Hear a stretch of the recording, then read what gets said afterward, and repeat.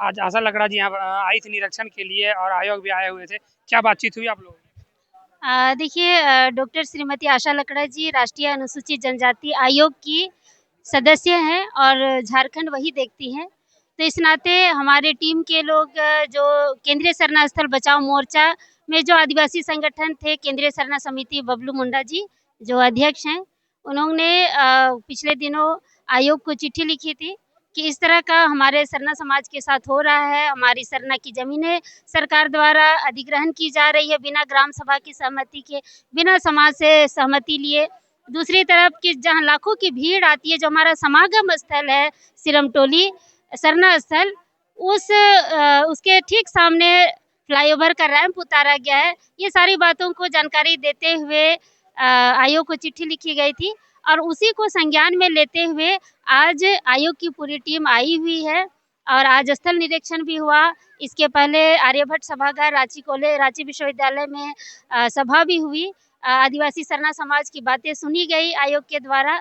हमारी दुखों को उन्होंने सुना और संज्ञान भी लिया और संज्ञान लेने के बाद स्थल निरीक्षण करने आए और उसके बाद मैडम का कहना है कि अब आयोग इस पर आ गई है तो आदिवासी सरना समाज को न्याय ज़रूर मिलेगा।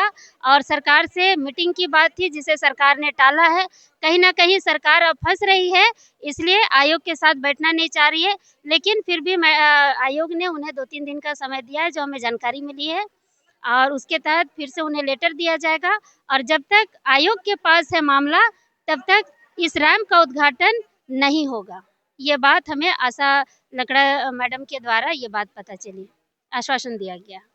और इस ज़मीन को बचाने का भी पूरा आश्वासन मिला, जिससे आदिवासी सरना समाज को अब एक लग रहा है, एक दिया का जो लौ है, जो उम्मीद है, जो लौ हमारा बुझने वाला था, वो फिर से जल उठा है और हमें ऐसा लग रहा है कि जीत निश्चित तौर पे आदिवासी समाज की होगी। सड़क की आप लोग नापी भी कर रहे थे।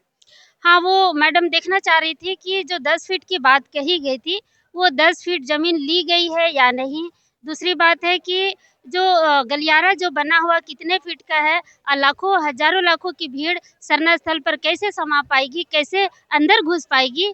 इस चीज़ का वो संज्ञान में ले रही थी ताकि रिपोर्ट बना के वो सरकार को भेज सके और आयोग को भी भेज सके। अब ये मामला लगभग केंद्र में जाता हुआ दिख रहा है, राज्य से बाहर निकल गया। क्या लग रहा है कि आदिवासी समाज को न्याय मिल पाएगा? बिल्कुल, हमें जिस तरह से आज जो हम लोगों को मैडम ने बताया कि आयोग का जो अपना कोर्ट है, अपना जो संविधान है, उसके तहत वो जनजातीय मामलों को, आदिवासी मामलों को संज्ञान लेकर उस पर रोक लगा सकती है, उस पर निष्कर्ष पर भी आ सकती है। और जिस तरह से हाई कोर्ट, सुप्रीम कोर्ट से जजमेंट आते हैं, उसी तरह आयोग भी एक आदिवासी समाज का एक कोर्ट है, तो उस कोर्ट के माध्यम से हमें ज़रूर न्याय मिलेगा। सिरमटोली अब जो रैंप का मामला और सरना स्थल का जो मामला है, अब इसमें आयोग का हस्तक्षेप हो गया है। क्या लग रहा है कि अब कुछ आदिवासी समाज को न्याय मिल पाएगा? देखिए, आयोग के हस्तक्षेप के बाद लग रहा है कि रैंप का निर्माण के बाद एक बार आदिवासी समाज हताश हुए हैं। देखिए, आंदोलन तो अभी तक आदिवासी समाज नहीं छोड़ा है और रैंप निर्माण कार्य जो पुलिस फोर्स के द्वारा बल लगाकर किया गया और प्रशासन के बलबूते ये काम को संपन्न किया गया, तो कहीं न कहीं तानाशाही ताकत दिखती है और आने वाले समय में एक सरना स्थल नहीं, हज़ारों सरना स्थल हमारे लूटने के कगार में हैं।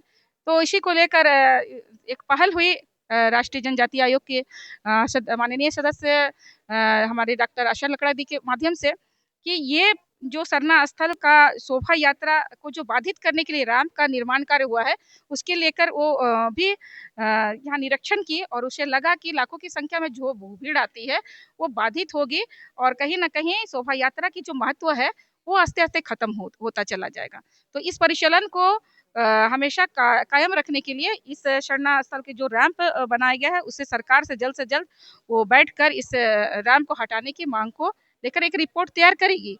और साथ ही साथ जो 10 फीट की ज़मीन है, हमारा जो सरना स्थल का 10 फीट की ज़मीन जो सरकार द्वारा अधिग्रहण कर लिया गया था, उसे भी क्योंकि उससे सरना स्थल छोटा हो गया है, तो उसे भी लेकर सरकार से वार्तालाप करेगी।